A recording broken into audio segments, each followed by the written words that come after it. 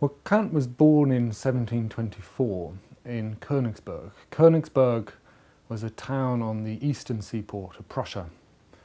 It was a town dominated by a castle, a cathedral and a university.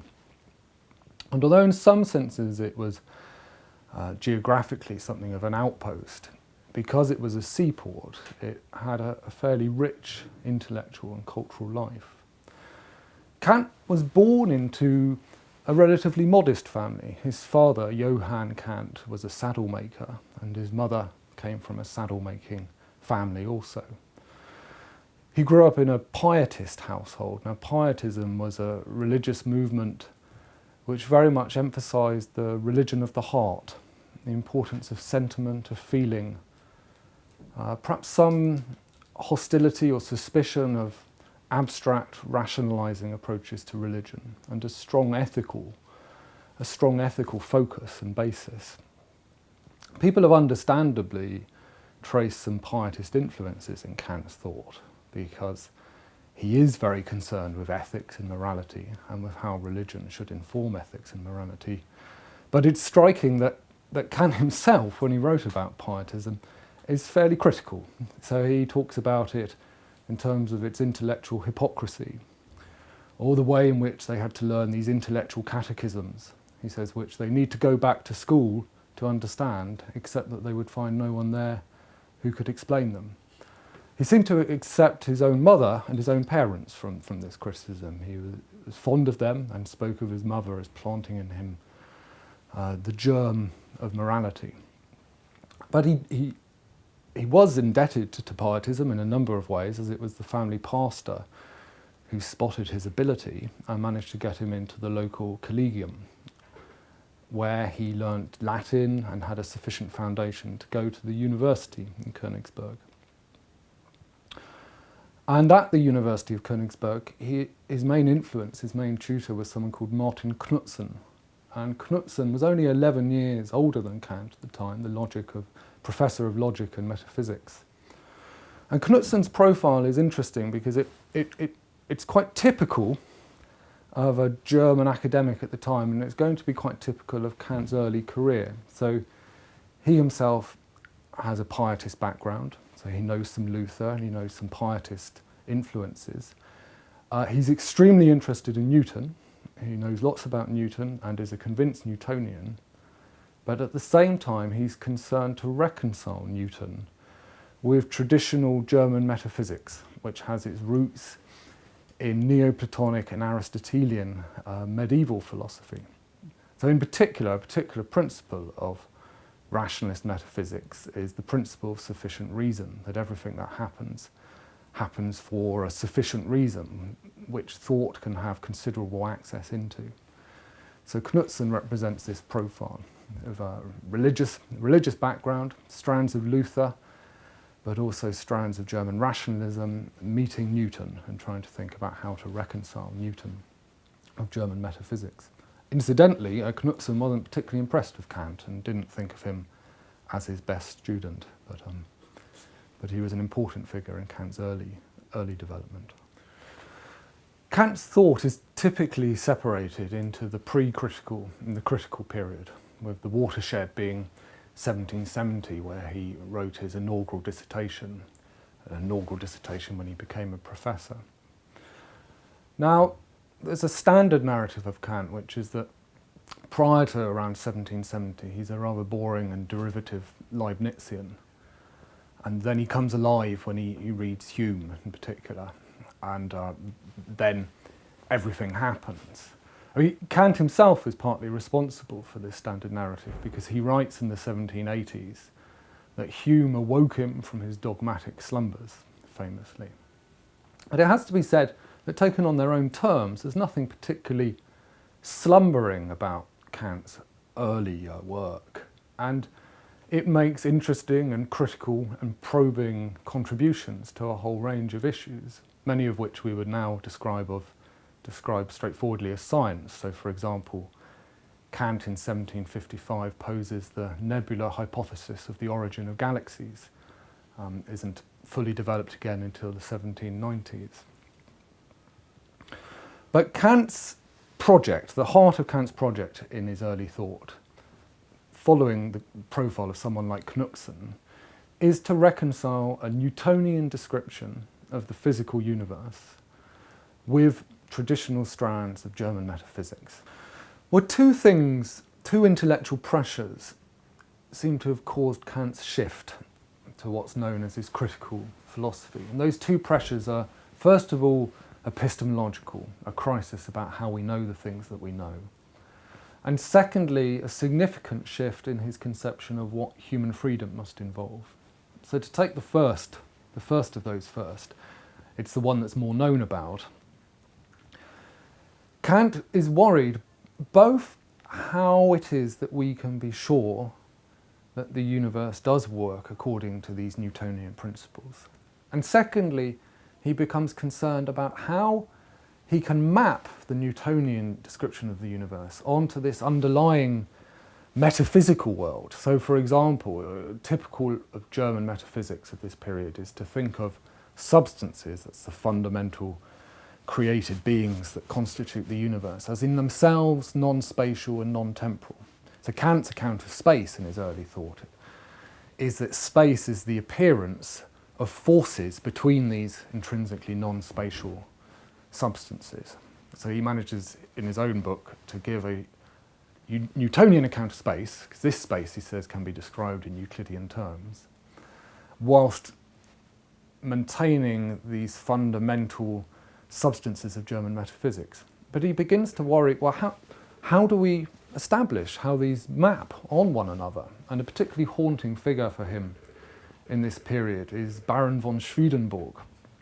He was an eccentric aristocrat who claimed to have conversations in the spirit realm. And Kant is clearly intrigued by this writer. He has correspondence with an aristocratic female admirer of Swedenborg. And in 1766 he writes this strange book, perhaps the strangest of Kant's books, Dreams of a Spirit Seer. And what that seems to be is a satire on the way in which Swedenborg goes about claiming knowledge of the spirit world. But at the same time, it's a satire on himself, one wonders, or one suspects, in that perhaps he's worried, well, what's the difference between what Swedenborg does in the realm of spirits and what we do in these realms of non-spatial, non-temporal metaphysics and substances? And of course Hume is undeniably a challenge for him. So he says Hume woke him from his dogmatic slumbers, but even in that passage where he writes that, he's clear that he didn't adopt Hume's method for answering that question or Hume's conclusions. But anyway, those are some of the epistemological pressures on Kant's thought during this period. Now the other strand is a shift in the conception of freedom. And it's striking that Kant himself says later on that morality is at the heart of the origins of the critical philosophy, and in particular with respect to the question of how we impute actions to people, how we say that people are somehow responsible, praiseworthy or blameworthy for their actions. Because what happens in the 1760s and the 1770s is that Kant begins to reach out for a more ambitious conception of human freedom. He begins to both want it to be the case that human beings are ultimately responsible for their actions, and that it be the case that human beings could do otherwise than they do. Now, it's not entirely clear why Kant makes this shift. It tends to occur in fairly fragmentary writings or in fragments of lectures or notes here. Perhaps the best clue, or one clue we have, is that it seems to happen around the time that he reads Rousseau.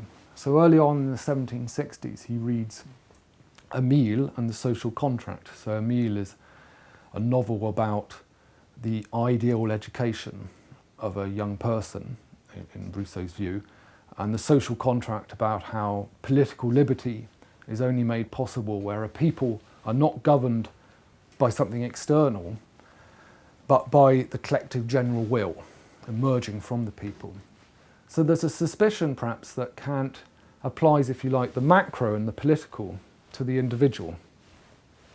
And certainly he gets from Rousseau a horror of enslavement, of the notion of enslavement, and what he calls, Kant himself says he gets from Rousseau, a new respect for the dignity of the common man and the common understanding. There is this fascinating strand in Kant's work, which isn't perhaps much explored, which is a desire, at least, to be anti-elitist, to make morality, insights into morality, possible universally. So he calls Rousseau a Newton of the moral realm. There might be other sources for Kant's shift in the conception of freedom. A philosopher called Crucius had for a long time been putting forward a more libertarian account of freedom, and Kant responds to Crucius in the 1750s. But in any case, whatever the reasons, Kant makes this shift. Kant's critical philosophy, the work he produces after 1770, is famously difficult. I mean, Kant himself says about the first critique that it's dry, long-winded, obscure, and moreover contrary to all common reason. But I think nonetheless there are two things, and if you get them in place, you'll get quite a long way to understanding what Kant is trying to achieve across his whole critical philosophy. The first thing is a substantive commitment, something he's committed to, and the second is the way in which he goes about thinking, his method. So to take the first of those, Kant is entirely non-negotiably committed to a certain conception of nature and a certain conception of freedom. And much of the interest and difficulty of his critical philosophy comes about when you try to reconcile them. So the conception of nature that he's convinced of is a Newtonian conception of nature, where space is described in Euclidean terms and where the physical universe is causally determined. And this is terribly important. Kant is convinced that this is the truth about the physical universe, causal determinism. So somebody in the causally determined universe knows that when they do an action, it's fundamentally because they were antecedently impacted upon by various factors. But at the same time, and here comes the difficulty, Kant is non-negotiably committed to a conception of freedom, where human beings are ultimately responsible for their actions and where they're able to do other than they do. So this, if you like, isn't the space of causes, but the space of reasons, where you do something not because you're impacted upon, but because you choose to. So it's going to be very difficult, I think you can see, to reconcile nature and freedom. And the first critique is really Kant's account of how it is we know what we know about nature and what the limitations of that are. The second critique is about what we can establish about freedom given the limitations of knowledge that he's worked out in the first critique. And in the third critique, he's going to try and offer some bridge between the realm of nature and freedom. So that's Kant's substantive commitment to nature and freedom. And the second thing to get in mind when reading Kant is to understand how his method works. And the way this works is along these lines. Kant doesn't ask, like Descartes, how is it I know anything at all? So he doesn't, as it were, wipe the slate clean, sit in a room by himself and work out what can I know. Rather, he starts with things which he knows or he thinks must be presupposed, and then he says, what else must be in place for this to be known or this to be presupposed? This is sometimes called a search into the conditions of possibility. It's also called, rather confusingly perhaps, a transcendental argument sometimes. So, for example, with respect to our knowledge of nature, he's going to ask, well, given that I know that every event has a cause and that space is Euclidean, what must be true for me to know these things? And with morality, he's going to ask, given that I am free, or rather given that I must follow the moral law, what else must be in place for this to be possible. So he is an interesting thinker like that, in that he doesn't start, it seems to me, from a sceptical starting point and build up from very thin foundations. He actually starts perhaps from rather robust foundations and then works backwards into thinking what else must be in place for this to be possible. So at the heart of the first critique is this problem. Kant thinks that we do know that space is Euclidean. He thinks we know truths about geometry and mathematics, and that we know, for example, that every event has a cause. So then the question is, according to his distinctive method, what are the conditions of possibility of this knowledge? How do I know this? He thinks that it's clear that we don't know this simply by attending to the meaning of concepts. So, for example, all bachelors are unmarried. If I understand what the concept means, I understand that a bachelor is unmarried. It's sometimes called an analytical truth, because you get to it by analysing the meaning of a concept. But he's convinced that these truths are not analytical in that sense. They're not derived simply from attending to the meaning of concepts. But at the same time, he's convinced, and here Hume's an important influence, that we derive these from experience.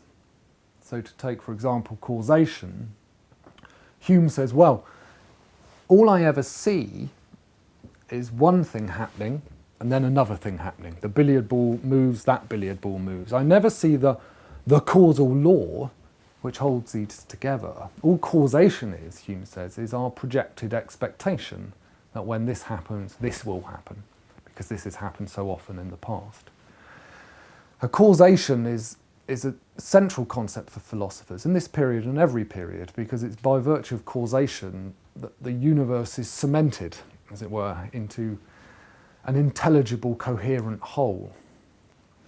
So Kant is convinced that, like Hume, that we don't derive our notion of causation, for example, from experience. The way he puts this is by saying that it's not a posteriori. It's just a Latin term which means derived from experience, that which comes after experience. Rather, it's a priori. That's something we bring to experience, independently of experience. So the technical formulation of his problem for the first critique is, how is synthetic a priori knowledge possible? And what that means is, how is it possible that we have knowledge of these truths where we don't get knowledge simply by understanding the meaning of the concepts and we don't derive them from experience? Notice there's no fundamental sceptical worrying about whether we do have that knowledge. It's rather, we do, how? Then Kant thinks that there are two fundamental options for explaining how we have such knowledge. Well, either, he says, that which we claim to know about is fundamentally out there and independent of our minds. He's convinced that if that were the case, we wouldn't be able to know what we claim to know. That in that case, there really would be a massive sceptical problem. Alternatively, he says, well, it might be then that what we know when we're knowing the world has a great deal to do with the way in which we experience things. That what we're accessing is the conditions of possibility of our knowledge of the world. Now this is called, rather formidably, his transcendental idealism. And one way to break this down is to understand what the contrasts are supposed to be there. So transcendental is perhaps best compared with empirical. So something's empirical if you get it after experience, you derive it from experience. Something's transcendental if it's something you bring to experience and it makes experience possible. So it pertains to the conditions of the possibility of our knowing something. So he says at one point that we have to change the proud name of ontology. Ontology is a study of being as it is in itself, with the name of transcendental philosophy. That means then a study of the conditions of possibility of our knowing the world. So on the one hand, you've got transcendental realism. That would be the claim that the way in which we know the world accesses the way the world really is in itself. And he says, any claim or any aspiration to that model of knowledge will lead us into sceptical quagmires, which we can never get out of. Transcendental idealism is the claim that our knowledge, what we are able to know, is limited to the way in which we receive and experience the world. That, broadly speaking, is transcendental idealism. Now, transcendental idealism famously is one of the most contested areas of Kant's philosophy. Contested both in terms of whether it's at all plausible as an account of our knowledge of the world, and contested in terms of, well, what Kant actually means. I mean, I'm not going to try and sort that out, but I think that you can say fairly uncontroversially that an interpretation of transcendental idealism that's trying to interpret Kant rather than offer a reconstruction that might be more plausible than Kant, one that's trying to interpret Kant has to work within certain constraints. So the first of those constraints, I think, is one that you might describe in terms of resistance and intelligibility. So I think that any account of our encounter with the world, any theory of knowledge or epistemology, is going to have two moments, two conceptual moments. One will be a moment where the world comes to us. There's a resistance from the world, a friction. There's a way in which the world is, which we don't fundamentally create or construct. So that's one moment, the resistance of the world. But at the same time, any epistemology is going to give some account of how the world is rendered intelligible to us. So there'll be a moment of intelligibility, or in Kant's terms, a moment of spontaneity, where the mind receives that which is given. Now, epistemologies theories of knowledge, will emphasise one more than the other, but usually there'll be, even if it's just a tiny spark, there'll be some element of both in any epistemology. And I think in Kant's philosophy, although here I am going to say something controversial, but I nonetheless think I'm not the only one to say this, and I think it is clear from his works. Kant is convinced that the world as it is in itself, what he sometimes calls the realm of the transcendental object, or he calls it the noumenal realm or the intelligible realm. That is just to say, the world as it is in itself, prior to and independently of how we are experiencing it, does come to us. It does impact upon us, and is then met by our minds, by the receptive forms of our minds, which Kant thinks are space and time, and then by certain universal organising categories such as causation and substance. The reason why people object to this as an account of what Kant's doing is this. They say, well, Kant tells us that the limits of knowledge, the limit of knowledge is that which we can experience. And now we're making recourse to the notion of a thing in itself, or the world as it is in itself, independently of experience. And they're saying that's so flatly inconsistent with Kant's own principles that it at least shouldn't be what Kant means, and it can't be what Kant means. I think this objection to Kant came up within Kant's lifetime. So